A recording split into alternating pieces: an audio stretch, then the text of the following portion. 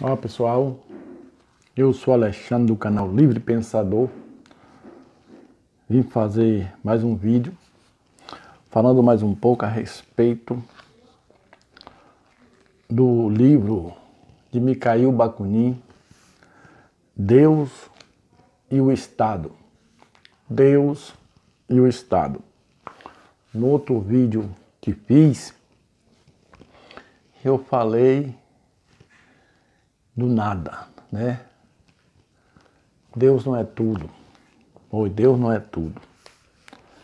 E ali eu fiz alguns comentários sobre essa questão de que o homem é que cria Deus e chama o nada, o inexistente de tudo, e o tudo que é o ser humano, ele diz, o próprio homem diz que é o nada. Tira a glória que pertence ao homem, a exaltação que pertence ao ser humano, e atribui para um ser imaginário, um ser que ele acredita que existe em outra dimensão fora da Terra.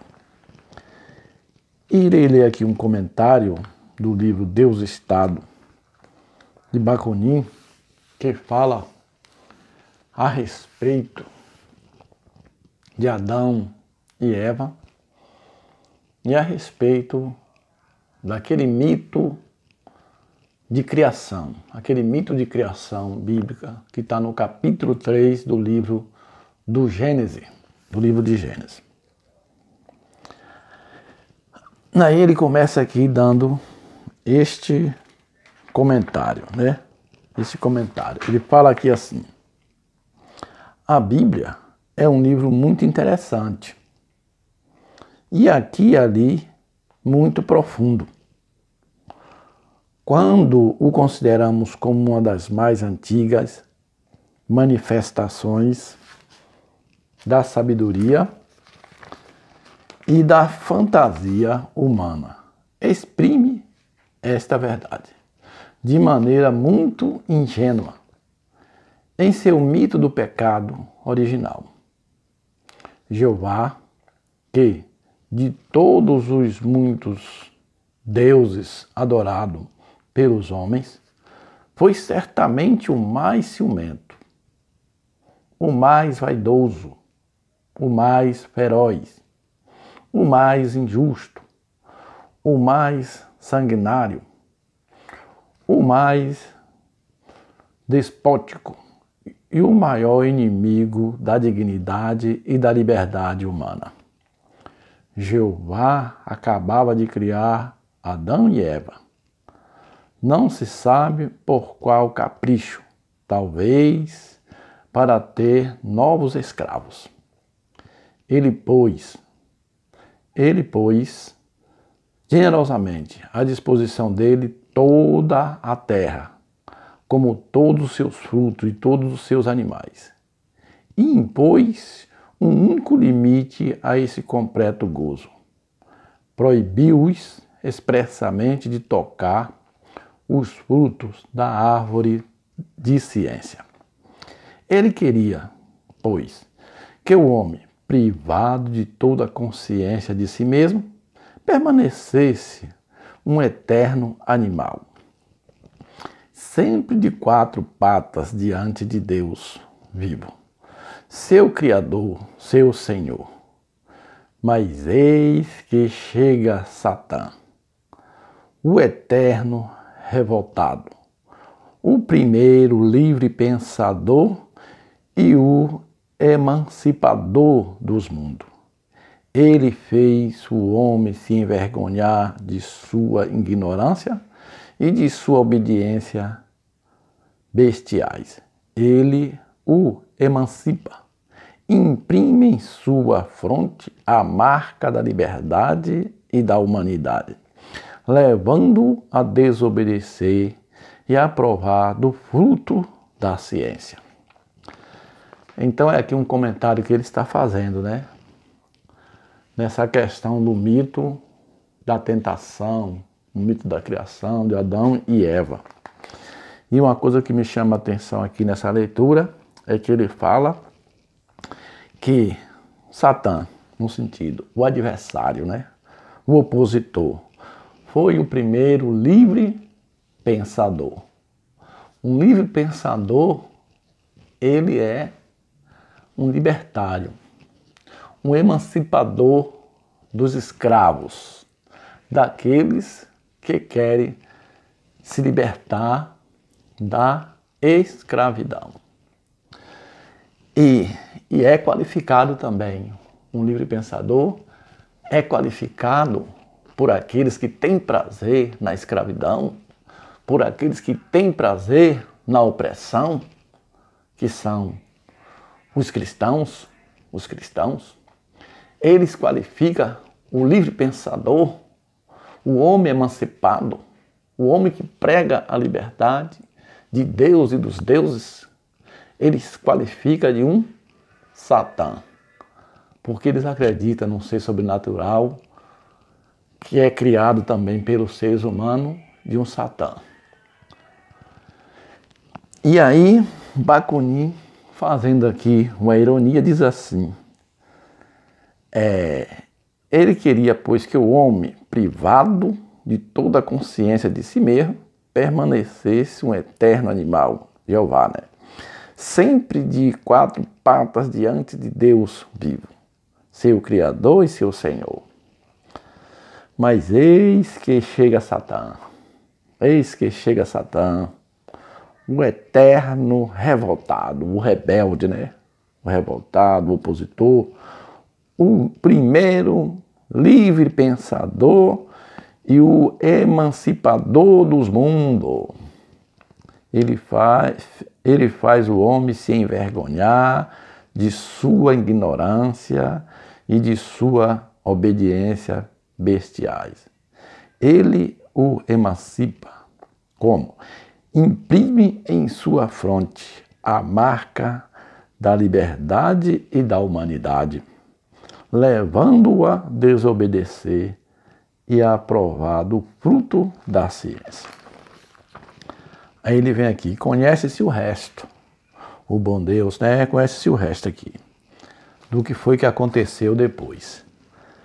Então, Satã, no sentido que foi a serpente que apareceu ali, representava o primeiro livre pensador, aquele emancipador, né? O emancipador, o libertador dos cativos, libertando os cativos, tornando os cativos, ou o cativo consciente do seu estado, da sua condição de escravo, e prometendo e mostrando para ele o caminho da liberdade.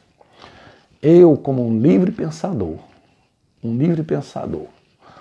liberto dos deuses e do pensamento de escravo, o meu propósito é esse também: levar a liberdade para os cativos, aqueles que estão presos pela condenação, pelas ideias da inferioridade, pelas ideias da incapacidade que colocaram na sua cabeça, e você se considera um incapaz, um servo debaixo da tirania de um senhor, debaixo da tirania de um criador, debaixo da tirania de uma autoridade superior, que você tem que se submeter a ele constantemente, teme fazer a sua vontade para fazer a vontade dele. O livre pensador, ele é um libertador dos cativos. Se o cativo, o escravo, quer realmente se libertar, ele vai, através de um livre pensador, adquirir conhecimento, meios de se libertar da tirania do seu senhor que o domina. Queria ressaltar aqui esse comentário, vou para outro comentário aqui, dentro do assunto. Desculpa. Agora ele diz assim, Mikhail Bakunin: entretanto, no mito do pecado original, Deus deu razão a Satã.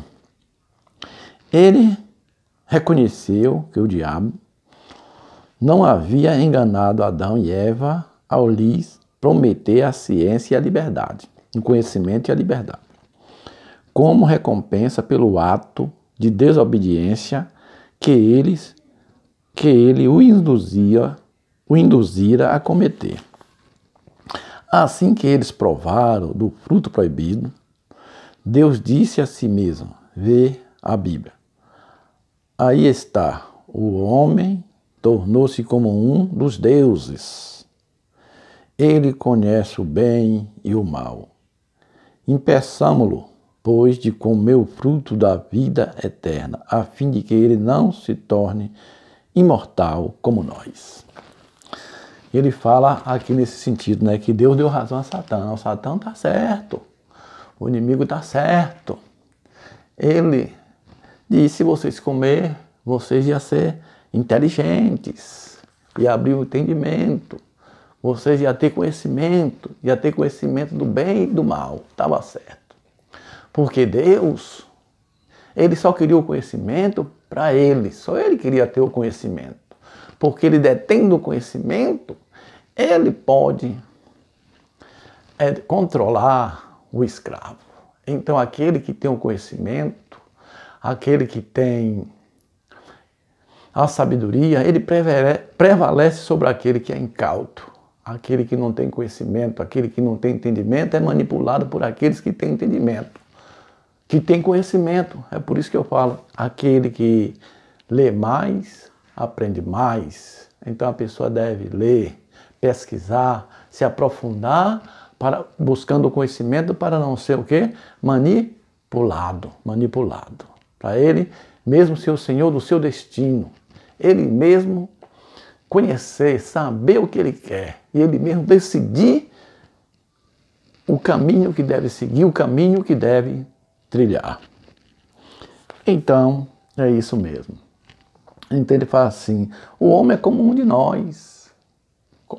Os deuses, né? Conhecedor do bem e do mal. É bom ter o conhecimento. E Satã estava certo dizendo, se o homem comesse, ele ia ter conhecimento do bem e do mal.